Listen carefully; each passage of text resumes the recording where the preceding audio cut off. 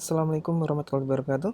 Pada kesempatan kali ini saya akan melanjutkan pembahasan mengenai transaksi intercompany bond secara upstream di tahun berikutnya, atau kalau kemarin di tahun 2018 adalah tahun pembelian P terhadap bondnya S. Sekarang kita akan membahas bagaimana di tahun 2019. Oke. Sebelum selanjutkan, kita akan cek lagi di dalam soal. Diketahui bahwa PTP memiliki 80% sumber daya S, di mana pada saat akuisisi ada ekses yang dialokasikan ke paten dengan amortisasi per tahunnya sebesar 5.000. Kemudian pada 2 Januari 2017, S menerbitkan obligasi dengan nilai par sebanyak 1 juta dan dijual dengan premi sebesar 33.000. Obligasi tersebut jatuh tempo 4 tahun dan kuponnya 10% dan efektif rate-nya adalah 9%. Kupon dibayar bianual atau dia tengah tahunan. Kemudian pada 1 Januari 2018, P membeli 20% obligasi S dengan rate 97,5 dan pada saat efektif interestnya sebesar 11.000.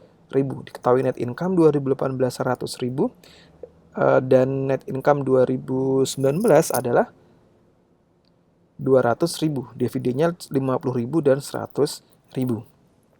Di video sebelumnya sudah dibahas mengenai transaksi di tahun pertama, yaitu di tahun 2018, di mana akan dibuat jurnal konsolidasi atau jurnal eliminasi apabila dia dibuat pada awal tahun, yaitu sesaat setelah bondnya S dibeli oleh P, maka akan di jurnal bond payable, kemudian gain on CRB dan investment in bond. Yaitu pertama kali kita harus mencari berapa carrying value bond pada 1 Januari 2018, kemudian berapa nilai investment in bond pada 1 Januari 2018. Sehingga selisihnya nanti akan muncul sebagai gain on CRB. Jangan lupa, karena P hanya membeli 20%, maka kita nanti menghapus bond payable-nya itu juga sebesar 20%-nya. Maka sini 20% dikalikan carrying value dari bond payable. Sedangkan pada 31 Desember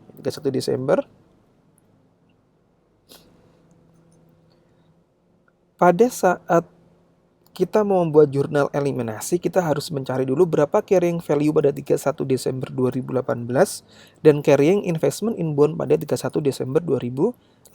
Selisihnya nanti akan masuk ke gain on CRB. Kemudian selain gain on CRB dihitung dari selisih carrying value, juga dihitung dari selisih interest expense dan interest income. Kita di sini kita akan menghitung berapa interest expense tahun 2018 dan interest income pada tahun 2018. Selisihnya juga nanti akan masuk sebagai gain on CRB.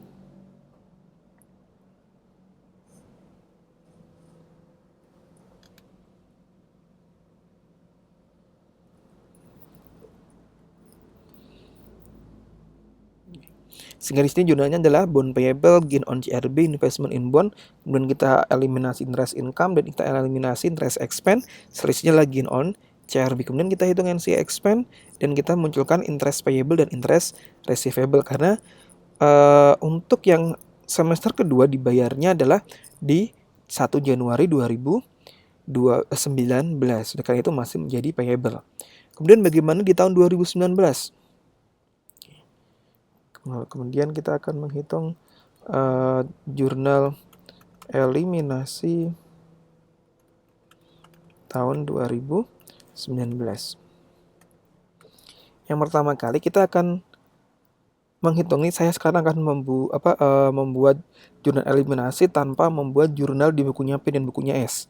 Tapi kita membutuhkan bond payable dan schedule bond payable dan schedule investment in bond. Oke, saya akan bikin di sebelah sini aja ya biar kita bisa melihat langsung.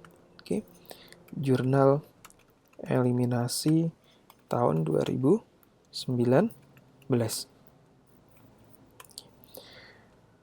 Kita akan menghitung carrying value bond pada 31 Desember 2019. Oke, yaitu sebesar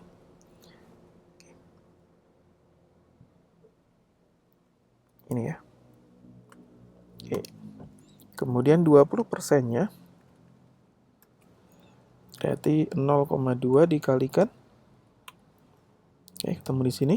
Kemudian carrying value investment in bond adalah sebesar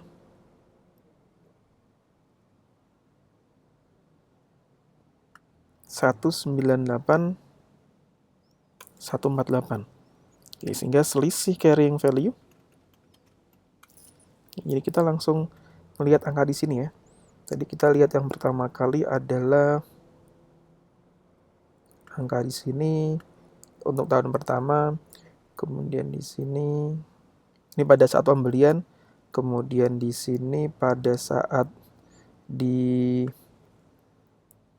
akhir tahun pertama, kemudian di sini tahun 2019. Oke. Dan di sini yang terakhir nanti. Di sini juga saya kasih warna merah.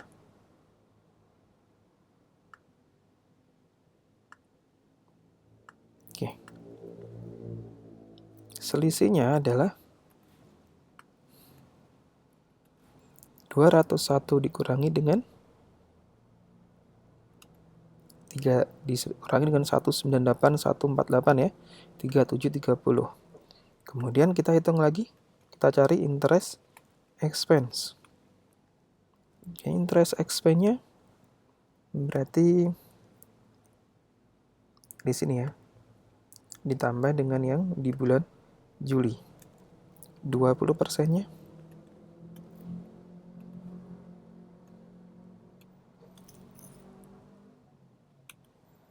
Oke, kemudian interest income. Oke. Interest income-nya berarti di sini. Oke. Sehingga selisihnya, oke, selisih tanpa kita membuat jurnal di bukunya P dan S, ketemunya 3373 ya, 3373. Sehingga dari sini kita akan bisa membuat jurnal eliminasi. Yang saya akan pakai ini ya, pakai ini, dua ini.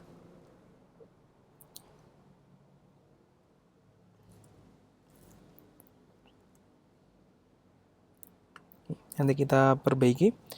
Oke, yang pertama adalah selisih interest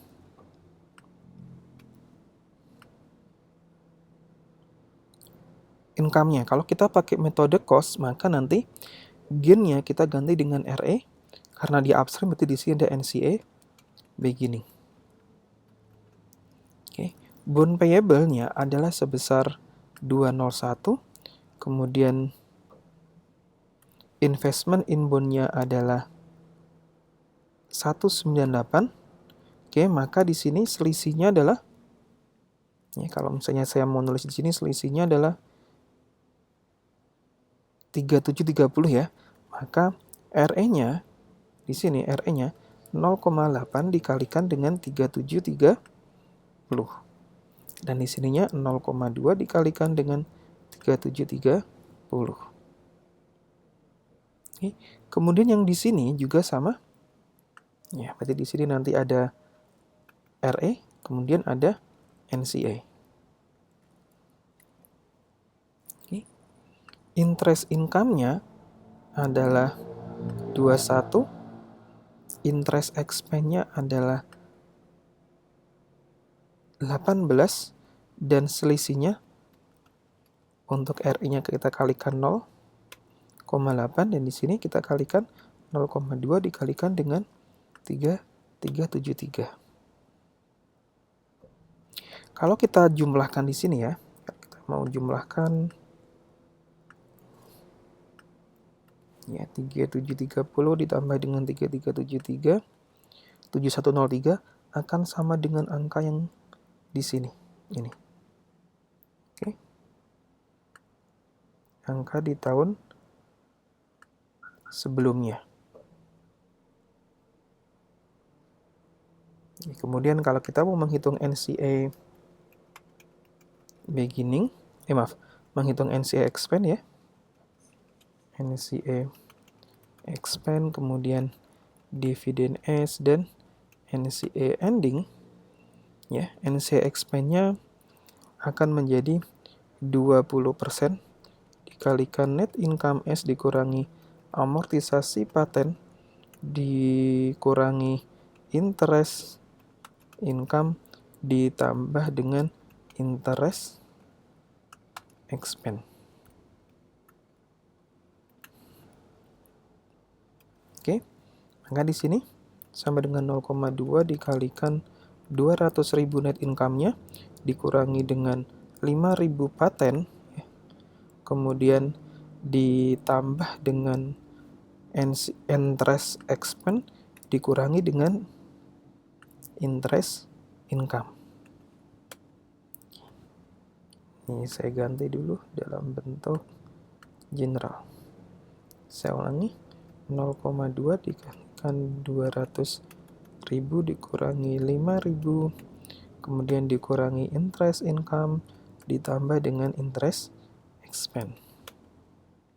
Oke, di sininya 0,2 dikalikan 100.000, berarti sininya selisihnya 38 dikurangi 20.000.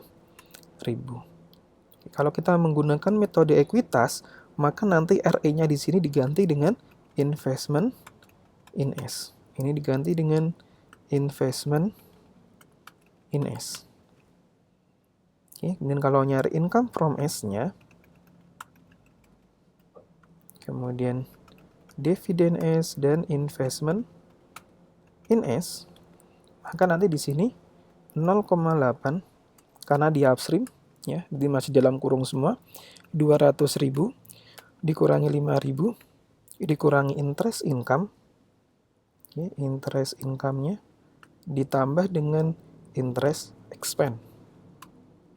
Oke, di sini 80.000 berarti selisihnya adalah ini adalah jurnal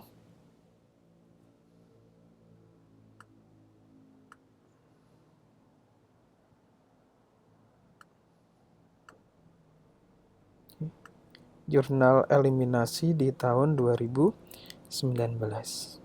Oke, demikian adalah pembahasan mengenai transaksi upstream di tahun kedua. Saya ucapkan terima kasih. Wassalamualaikum warahmatullahi wabarakatuh.